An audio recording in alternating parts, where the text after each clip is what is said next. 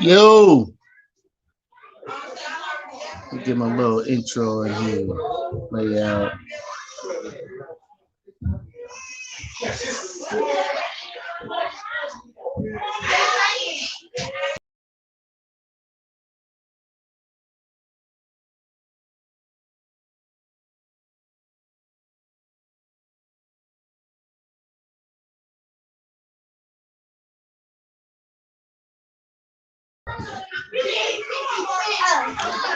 All right, what's going on, family? So, peace and blessings to you all. Pray all is going well with you all. You're having a peaceful and wonderful Passover for those that can Passover during this weekend. Shout out to the Source Debate League. Shout out to the SUC. Shout out to the Gold Coast Gorillas, man. And as you can see, man, by the title, I am at G-Con, LaRon Campbell's. I'm at his house. I'm in the STL in St. Louis, man. Y'all can see how we got me a new little toppity top. You know what I'm saying? So I'm in G-Con's house, Big Hamite, and we're gonna have a conversation about the. I just want to interview the brother real quick. You understand me? What's going on, man? What up, fam? What's going on with y'all? What's up with y'all? Just chilling, you know what I'm saying? All right, man. So we were talking about you being an open theist. Yeah. And how it got you kicked out of the Christian church. Yeah, basically. I'm a heretic, you know what I'm saying? you got kicked out of the Christian community because they excommunicated. Big heretic in the building. Big Hamite, big heretic. What's going on with the fam? Yo, man, there's ham on ham going on in here. Yeah. Ham. All right, so you was breaking it down for me a little bit, right? All right, so the introduction to open theism, right? So God knows all that can be known, right? Part of the future is open. There's a web of possibilities that we see, alternate routes that can be taken. But the other half of that is settled realities. You know what I'm saying? And those settled realities is for instance, when man sinned, the contingency plan was Christ. This is what they planned the ages since the beginning, basically. And so if man will sin, then God will basically send Christ. You know what I'm saying? This is so hold on. Yeah. So what about the men that lived before Christ? I don't know about no men that lived before Christ. The Bible says through one man's sin, which was Adam, death came into the world. No, I'm saying before he was through Mary on the earth. You said through Mary. Yeah, you said the Most High sent Christ as a contingency plan. Right. So Adam. So okay, I got before he was born. So basically before Adam, you had what you call no, not before Adam, before Christ. I mean, before Christ, you had something what was called the sacrifices, basically. So man was sacrificing, and they would have been taught those sacrifices starting off from the Garden of Eden. You know what I'm saying? And so after that, we see the two people sacrificing at Cain and Abel. Abel brought a sacrifice that we see that was acceptable unto God by faith, which we know faith comes by hearing and hearing of the word. Cain heard the word. It says, if thou doest well, shalt thou not be received. If thou doest not well, then sin lieth at the door. In order for him to know to do well, then he would have heard the word too. He wasn't obedient to the faith, basically. And so we see that these two brothers are operating. You just said Cain wasn't obedient to the faith. Cain was not obedient to the faith. Why not? Because he didn't bring the sacrifice he was supposed to bring. He brought something otherwise. Did the Most High specify the sacrifice that he wanted? Yeah, he had to. That's why he says, "If thou doest not well," he says, "If thou doest well, then he says, if thou doest not well, then sin lieth at the door." Right? In that text, he says that if he does well, then he's accepted. If he do not well, then sin lieth at the door, basically. So in order for him to know to do well, he would have had to know. Just like Abel, how did he know the sacrifice? Faith come by hearing, and hearing of the word, right? What was he supposed to sacrifice? Whatever Abel sacrificed. So he's supposed to sacrifice the same thing. Same thing. Hold up, they had two different trades. It don't matter if he had two different trades. He's still supposed to sacrifice that. So you mean to tell me that Cain was supposed to go get a sheep and go right there to the door and do exactly what God told him to do. It doesn't matter what type of what that's why it says, if you notice, it says faith come by hearing and hearing of the word. So in order for Abel to be doing what he's doing, he would have had to heard the word. So who taught them to do that in the first place? It would have had to been their father, and who would have taught Adam? It would have had to been God, because either you gonna die or this animal gonna die. You know what I'm saying? That's what it's picturing. So what would you want? What the choice you gonna take? It's gonna be the animal. You know what I'm saying? Oh, you do know that there are plant life sacrifices and purification when you're dealing with. That has nothing to do with the blood, though. So what those are, covering of the blood. Yeah. So the but he didn't have no sheep. Where was he gonna get the sheep from? He really got it from his brother. Well, whatever. They had cattle. He would still got it. I don't believe that it was a set outline of this is exactly how you're supposed to sacrifice. Then how can God tell him that if thou doest not well to send life to the door? How would he know to do that? Because doing well is specified.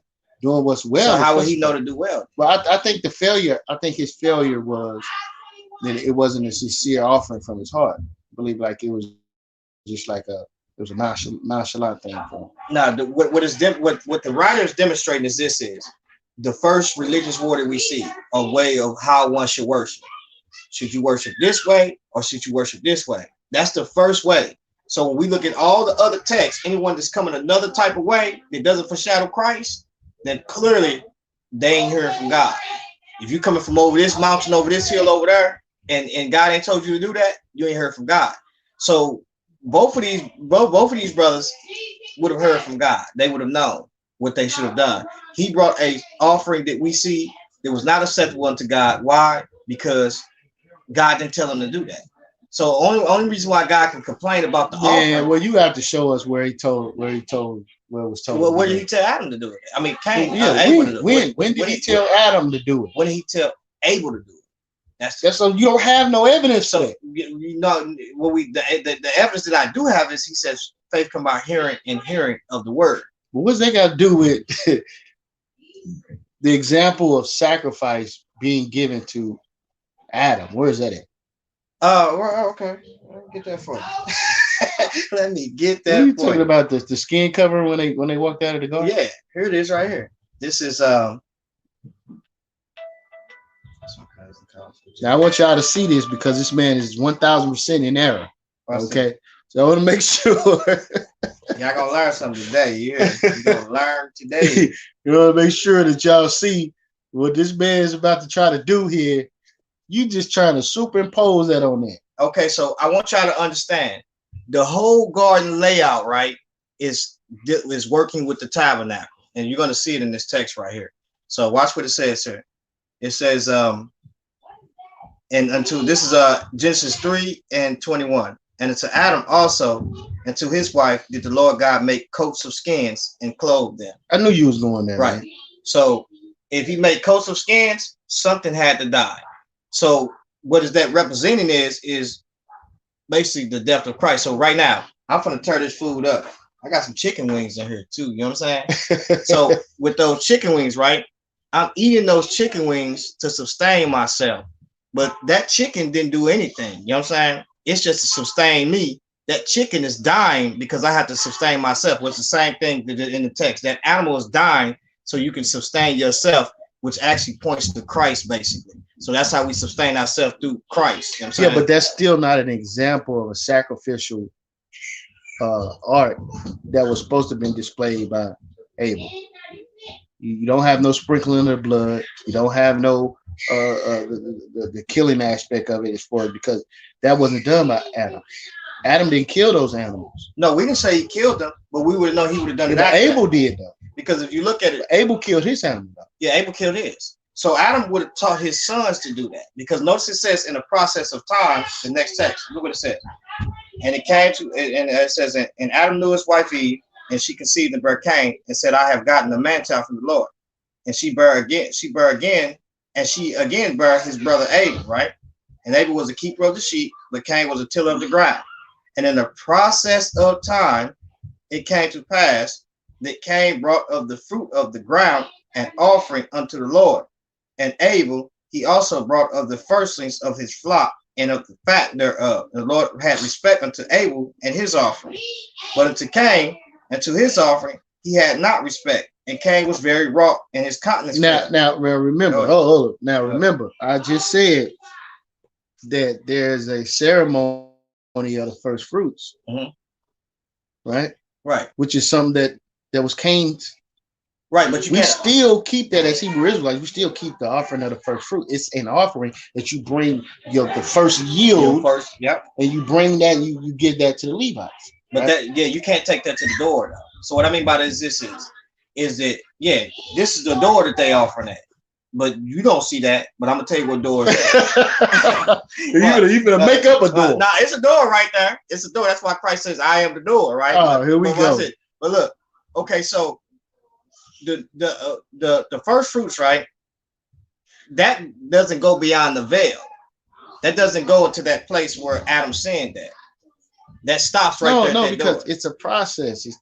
That's for the purification of blood sacrifice. So the blood goes. You're not going to take the first fruit offers where you're taking the blood. You know what I'm saying? That don't make no sense. So this is why God had more respect to this offering. But yet we still keep Cain's offering. But you still keep Cain's offering. But that offering is to bring in the first. That's why I said what I said. What you say? I said that Cain, it wasn't about the offering that Cain gave. It was about the heart in which he gave it. Right. You see what I'm saying? He didn't bring his prized possessions as far as what he felt in his heart. And I believe it was a judgment of the heart versus of what act of sacrifices should be. Because we keep both of those still. No, you heard that in the Christian church. but look. Check this out, right? If you look at this, it says, "If thou doest well, shalt thou not be accepted?" So he's telling him, "If thou doest well, should thou not be accepted?" Now I got a question for you. How would he know to do well? Because the word's from the beginning. Huh? The word's from the beginning. So basically, he knew to do well. Yeah, but that doesn't mean that these the particular act of sacrifice, he was in error because he decided instead of going to get a lamb from his brother. This the part you just totally making up, by the way. You instead of him going to get the lamb from his brother and doing exactly what his brother did, he decided to give from what his personal trade was, which is a greater offering, bro. Now, that's a greater offering to give from what you yielded on your own hand. I beg to differ, and I'm gonna tell you why I say that. So look, right? If that's the case, right? He says, "If thou doest well, thou shalt not be accepted. If thou doest well," he says, "If thou doest well, should thou not be accepted, and if thou doest not well, sin lieth at the door." Now, most people will take this sin right here and say this sin is talking about basically how do you say it? The what's called sin, like some type of how you say it, like some type of sin that we see this like some type of you would say this is like some type of sin that's lying at the door. You would say that sin is like what spiritual sin or something like that that's lying at the door. No, I don't believe. I believe lying at the door is just something that could possibly happen to you if you continue on. Right, and see, I understand that's one spirit. That's the spiritual aspect. Well, let's talk about the physical aspect. This text says, "If thou doest not well," right? He says, "And if thou doest not well, a sin offering is crouching at the door." Oh my God, what's that? New Living Translation? Hebrew, no, it's in the Hebrew. A sin offering is crouching at the door. Did you look that word crouching up? Yeah, it's right there. Look, lion, that's crouching at the door. That lion right there is crouching. Okay. So what I mean, so this is what I'm saying. Now, what they and see, that's why I say they don't like it's the Masoretic text that don't want you to get this, because if you understand this, then you realize that they're offering at the door. And what door you think they offering at? At the door? At Christ's feet. Nope. Look what they offering at. It says, "Therefore the Lord God sent him from the Garden of Eden to till the ground from whence he was taken. So he drove out the man, and he placed at the east garden of Eden, he placed at the east of the Garden of Eden cherubims and flaming sword which turned every way to keep the way of the tree of life. Now, at the end, right? At the end in Revelations, this is opened back up again, right? So to enter into this gates is in the midst of that gate. I mean, in the midst of that city is this tree of life. So what I'm showing you is this is the door that they're offering that to enter back into that place with God that they met with God at is this entrance into the garden. That's what that's talking about. And so what God did was he placed the tabernacle on the earth, right? And if you look at it, what you see right here, these cherubims, they right there, and they're the keeper of the way. So from a Semitic perspective, if you was going to someone's temple, even the temple of Israel, you had what you call these cherubims, right? And they was the guarders of the way or keepers of the way. Now, if you notice, in ancient times, and I know you know what a cherubim look like. This in Sumer, right? The cherubims that you see, this like a man right there, and they seated on both sides of the doors. Mm-hmm. It's the same thing. This is what what Israelites are doing here because they come from this area of Sumer. So when you look at it, they're talking about this cherubim, this keeping the way of the entrance of this place. So when you look at the tabernacle, the only person who can go in that tabernacle is who? The high priest, right?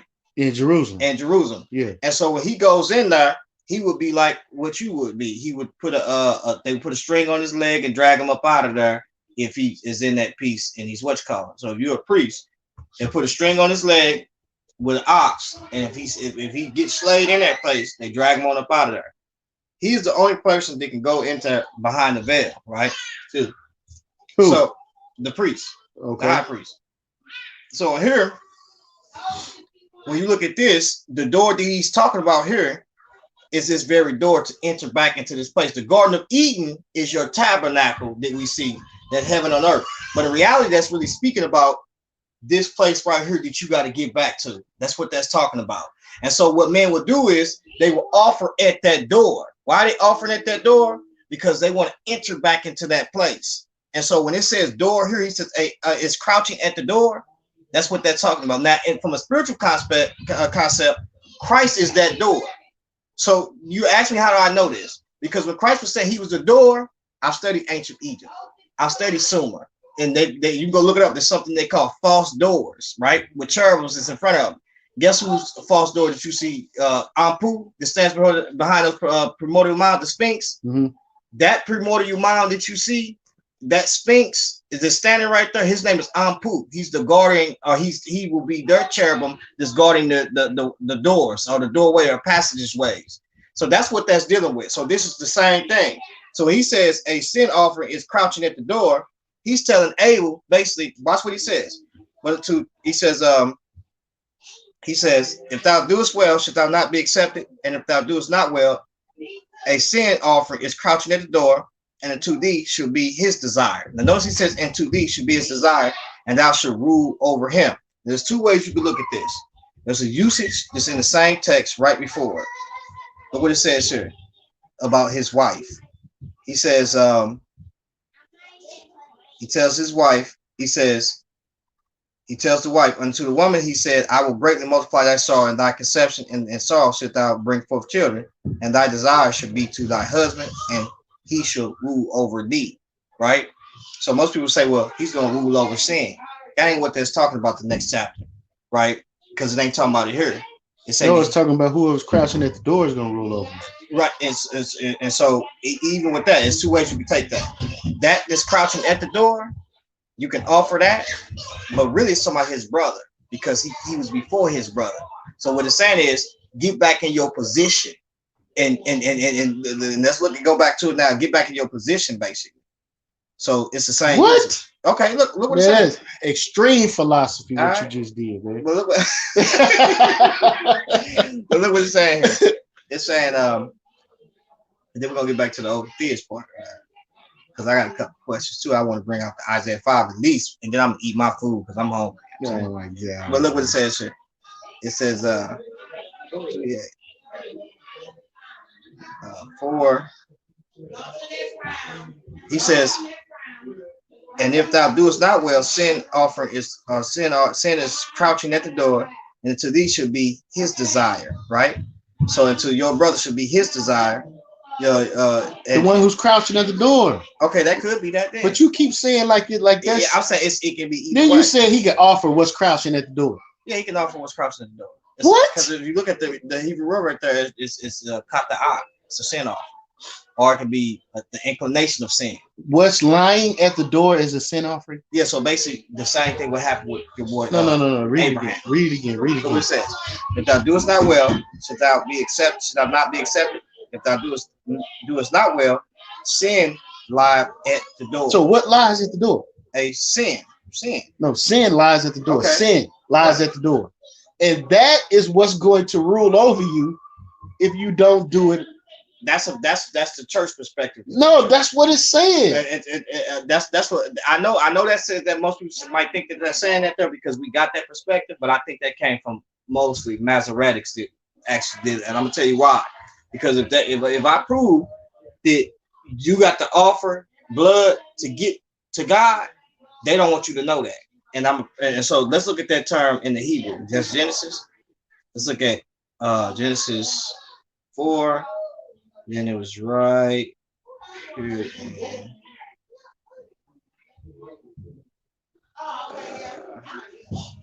Right here in the linear. Kata'ah. Sinful sin, sin offering, sin, condition of sin, guilt of sin, sin offering. Look what it's used. It's used for sin offering 116 times, sin 182 times, right? So basically, it's penalty, occasion, sacrifice, expiation, punishment of sin. So it's used as a sinner offering. So we see that my position is that a sin offering is crouching at the door. And so the reason why I'm saying that don't make no sense. Why wouldn't it though? How can a sin offering be crouching? In other words, it's an animal that's crouching at the door. He's telling him to go off.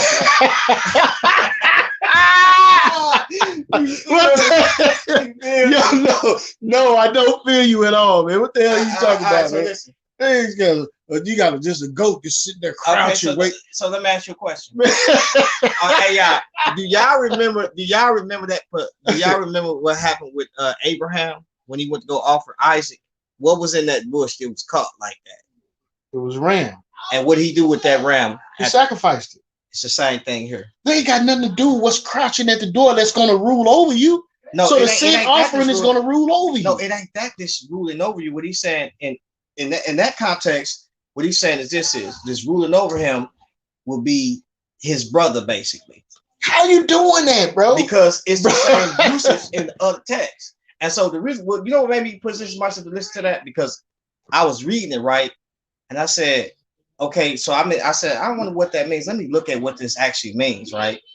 And so when I started looking at it, I started seeing that there was what some scholars to say. So I looked and see, well, what is this scholar saying? I forgot what his name was, but I looked at it and that scholar was saying something like what I was saying. You know what I'm saying? Because, well, I mean, what I'm saying now, because he's saying that in that text, basically, that what will rule over will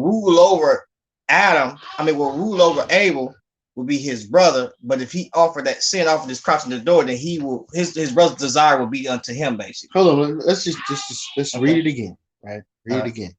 And then we can move on after this, because this, I mean, come on, bro. You're switching up what's being said, right? Okay. Go. So it says, and to thee should be his desire. And thou okay, hold up. So the first part is if you do well, right? Or if you continue on well, right? If you continue, then all will be well with you, basically, right? That's what he's saying. Right. But if you don't continue well, right? So now this is the second condition. And you're telling me the second condition is that a goat is waiting at the door to rule over me because my brother is waiting. I'm not saying that. You just switched the whole thing. Hey, listen, the well that he's talking about to do well, right? The well that he's talking about to do well is to offer that sacrifice. That's what he's talking about. Because if you look at it, so he's saying this is the well. If thou doest well, should thou not be accepted. So the well that he's talking about, would you agree that it's the sacrifice? Yes. So I'm telling you, and if thou doest not well, a sin offering. I think it's more than sacrifice, though. Well, I think it's a sacrifice. You mean I'm saying it's a part of it, right? It's a part of it, but it's more than that, right? Like loving your brother. Right. That's. But I'm saying if you don't love your brother, you are in violation of doing well. I agree to that. I okay. agree. But with this, God still wants that offering. Listen, man, do he want the offering or do he want the man not to kill his brother? Which one do he want? He wants you to do well, right? And which is not kill your brother, but and to prove that, watch what he says. This is Psalms. This boy in the hot seat right now. You got him shuckling and buckling. And I'm going to 51. Now, look what he says. The sacrifice. This is Psalm 51 and 17. Because, like you said, he wants you to do well and loving your brother more than sacrifice. I agree with you. But watch what he says. Okay. Here. The sacrifices of God are a broken spirit and a broken and a contrite heart. Right. Oh God, thou wilt not despise. Right. This is what separated King Saul from King David. I got you. Right. Now watch what it says, sir. And this is what Cain did not do. But watch this. Do good, and I feel you. He did two things, sir, and I'm going to show you. Do good in thy good pleasure unto Zion. Build the walls of Jerusalem.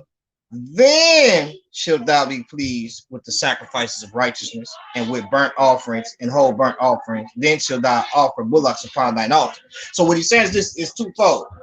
Listen, when you bring, I want you to have a contrite heart, right? I want you to understand that. I want you to be contrite in heart, broken in spirit. But after you get done, look what he says.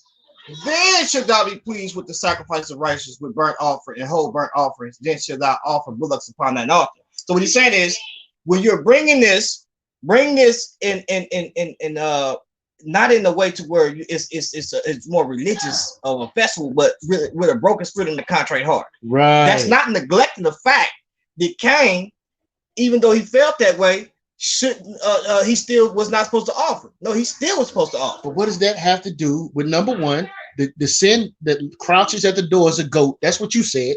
It was a goat. And I didn't say it was a goat. Well, you said it was some sort of animal sacrifice, right?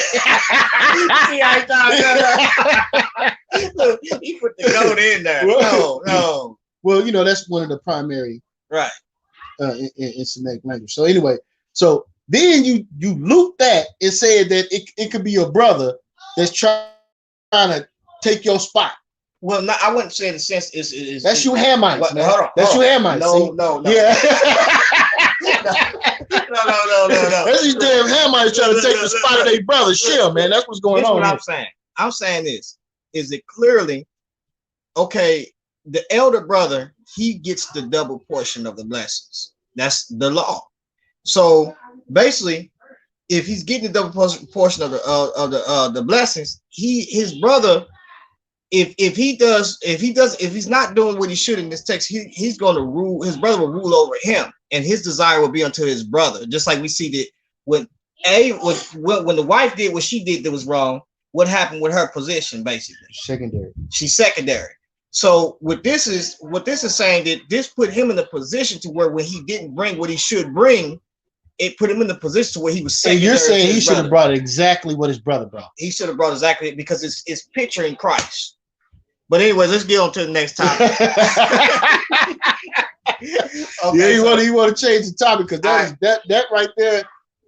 We have to go into that a little bit. Yeah, we're gonna go into that a little bit more. So my position is Isaiah chapter 5, right? Now I want to ask you some questions. Okay. Right, cool. So it says here, now will I sing to my well-beloved a song of my beloved touching his vineyard. My well-beloved had a vineyard in a very fruitful hill. And he fenced it and gathered out the stones thereof and planted it with the choicest vine and built a tower in the midst of it. And also made a wine press therein and looked that it should bring forth fruit, right? Bring forth grapes. And it brought forth wild grapes. Notice it says he looked what it should bring forth. And look what he says here. And now, O inhabitants of Jerusalem and men of Judah, judge, I pray you, between me and my vineyard. So the vineyard is God's vineyard, right? And he's looking or expecting for something to bring forth something. Would you agree to that? It says in the text. Hold on, man. Where you going with this, man? I'm just asking, brother. Well, What? All right, go ahead, man. I'm gonna let you. All right, so look, just between me and you, I pray you between me and my vineyard. What could I have done more to my vineyard that I have not done in it? Wherefore, when I looked that it should bring forth grace, brought it forth wild grapes. And I got a question for you. Now, if I planted the vineyard, right, and I'm this platonic all-knowing, I have this type of omniscience, right? I know this, right? I just know with pure certainty. Why am I expecting something different why am I looking? I shouldn't look or search if I have this type of platonic omniscience or this omniscience where I know anything before it's gonna happen. Why am I looking? Why do you look? Well, here's the thing, right? Nowhere in the biblical text do I see the Most High speaking absolute numbers, right? So when he says about a remnant is going to be saved, right? We don't know what that number is. A remnant could be, it could be just a remnant of the entire existence of man that ever existed. It could be a remnant of just the people in earth at this time, right? It could be multiple different dispensations of time. We don't know, right? So if he's saying, okay, I'm finna measure, or if I'm going to look to see what something is, that doesn't mean that he don't know, what is. He's making a proclamation so you and I can understand, right? It's for us to understand. It's not for him. It's not for him to be proven, right? He don't have to be proven. What he writes in the biblical text is for you and I to understand. And so I have a problem with it, and I'm gonna show you why. Okay, go ahead. Deuteronomy 8:2, right? Mm-hmm. Okay, first of all, okay, matter of fact, I'm not even gonna go there. I'm gonna go to Genesis right there in the early chapters. And this is the problem why I have with that, because we see what up, Aunt? What up, Aunt? That's my cousin. What's going on, bro? Check. She's a man. So, you give me an interview real quick. You live yeah, I'm gonna hey, see, that's what I'm saying. Stuff like that, what you just did, that was tracking your feet right there. Where the hell it come from? Didn't come from his feet. It was on your feet. Where it come from? No, I'm telling you where it came from. The bathroom. All right, bro. But so look.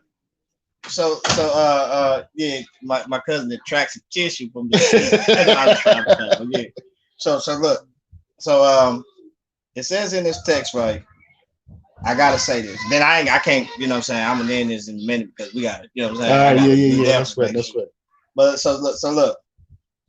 All right, so where is it at? Where am I at? What up, D-Red, Blue Collar Scholar? D-Red, what's going on, brother? How you doing, man? Mm-hmm. All right, so I gotta go down there and get up with D-Red. I gotta go back to Houston. Yeah, I don't know, man. I went down to Houston, man. I didn't get to see D-Red, man. You did? Nah. What happened? Well, the man stood me up, man. I ain't know you didn't. Like that. That's crazy. Nah, but I think I had a situation with the job. Okay. Man. Couldn't get off. All right, so look what it says right here. Right. Where's it at? Where is it at? I gotta say this. Oh, here it is right here. This is Genesis chapter 2:19. And out of the ground the Lord God formed every beast of the field and every fowl of the air, and brought them into Adam to see what he will call them. Did you see that though? To see what he will call them. You gotta listen, man. Like, man, sometimes, man.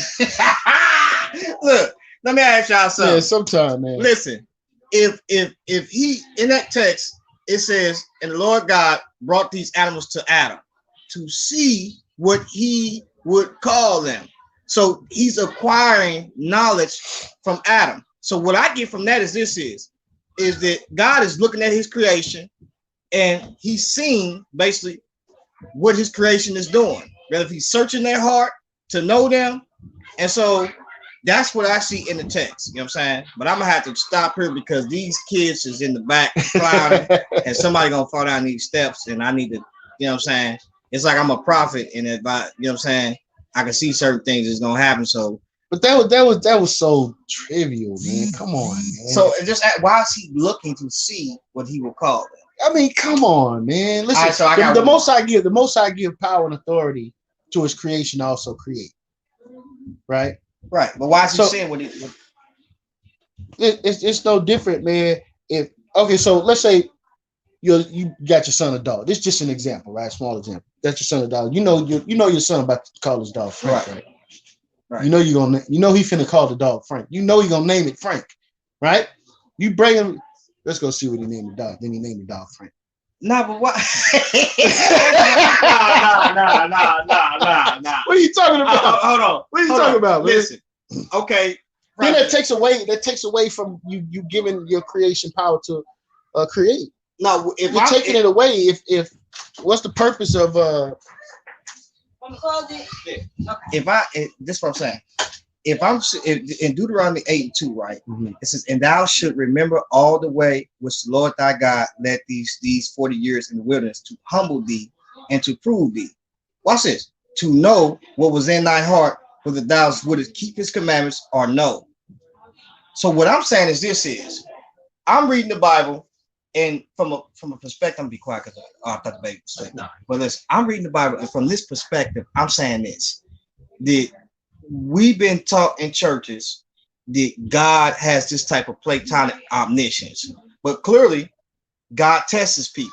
If I give you a test, I'm testing to see what you know, right? Why am I testing to see what you know? I should know what you know. See, you just got caught up. I'm thinking out of yo, man. Grace and peace to y'all, man. We're gonna talk about this again, but I can't. I got a host. Yeah, family, man. You know what I'm saying? YirmeYah is in the building. He's in St. Louis. He's gonna be keeping the Passover tomorrow. You know what I'm saying? I wish I could keep it with them brothers, but unfortunately, you know what I'm saying, I gotta go to work tomorrow. Yeah, unfortunately, he's a heretic, man. You know what I'm saying? You know what I'm saying? Big Hamite, big heretic in the building. Grace and peace. Almighty be praised. But with that being said, man, peace to y'all. You know what I'm saying? Yeah, man. Look, man, we out of here, man. I gotta challenge this brother on a few of these things, man. I think that's kind of, I don't know, man. I think that's kind of trivial, man. I feel like you're taking away the authority, giving the Most High, giving His creation power to create, starting with Adam, being able to allow him to name animals. I think that's huge. You know what I'm saying? I think that's huge. But I don't think that means that the Most High knows any less of the prophetic things that he's professing. You know what I mean? That he knows anything less because he gives certain authority. You know what I'm saying? But anyway, man, we'll get back on that, man. Peace and blessings to you all. Yo, shalom, shalom, yabashimi, shabbat.